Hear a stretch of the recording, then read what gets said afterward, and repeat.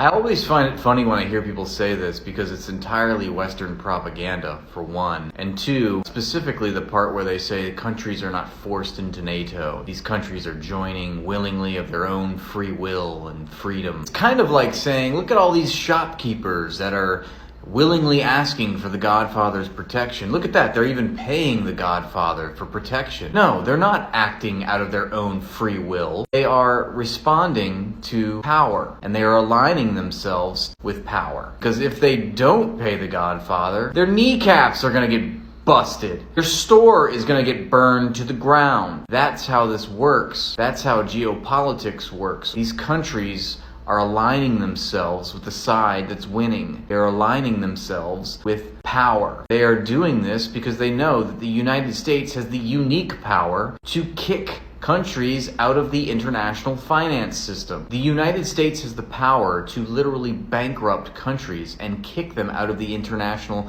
community, forcing them to be pariahs. No other country can do this. So yes, these countries join willingly with NATO and the US and align themselves with Western capital. Necessarily so. This is contingent on geopolitical events. Countries are forced to choose. Think about the entire 20th century when smaller, less powerful third world countries decided to use their land and their resources for their own people, or they decided to not be open to American capital accumulation. If they decided not to be open to American business, then what happened to those countries? The lessons were very clear. We can go around the world citing examples of US imperialism and neocolonialism, which has dominated a whole century and beyond. What happened to Guatemala? What happened to Chile? What happened to Iraq? What happened to Libya? What happened to Cuba? What happened to Vietnam? What happened to Cambodia and Laos? What happened to the Philippines? What happened to Haiti? What happened to Panama? What happened to Nicaragua? What happened to Africa? What happened to Congo? What happened to the Arabian Peninsula?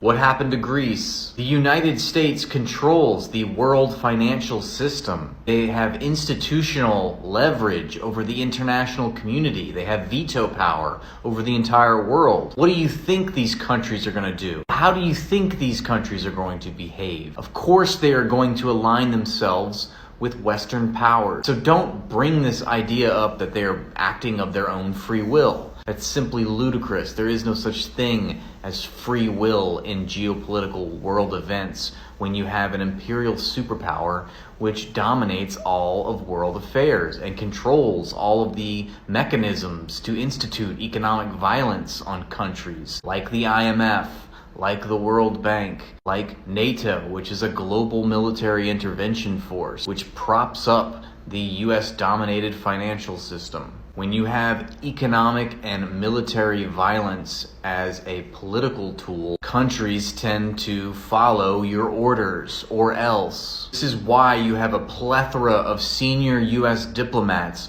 all admitting that NATO expansion was going to lead to war. Specifically, my favorite example is George Kennan, who was the leading Cold War policy maker. He is a notorious figure in Cold War history in opposing the Soviet Union, opposing Russia. Even he said that after the first round of NATO expansion, that this was going to lead to war. It was unnecessary. There was no reason for it. And that once it elicited a negative reaction from Russia, people were going to say exactly what this person is saying right here.